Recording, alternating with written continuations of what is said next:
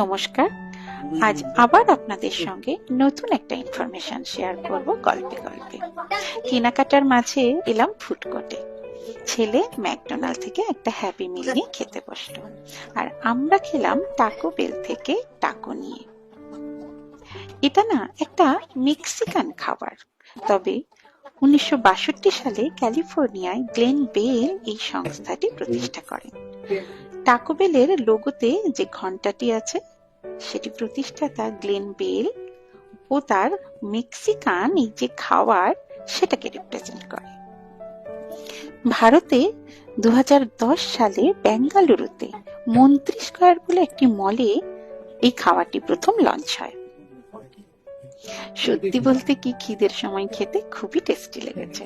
বাইরে ক্রাঞ্চি আর ভেতরে soft yummy. আমেজ করে খেতে গিয়ে ভালো করে ভিডিওটাও নেওয়া হয়নি। আমার 9 বছরের ছেলে আর তার অনেক রকমের প্রশ্নের উত্তর দিতে গিয়ে নিজেও জানছি আর আপনাদেরও জানালাম। দেখুন যদি আপনাদেরও লাগে। বাকি কেনাকাটা আর তার ইনফরমেশন ভিডিও নিয়ে পরের বারে আসছি। সবাই ভালো থাকুন।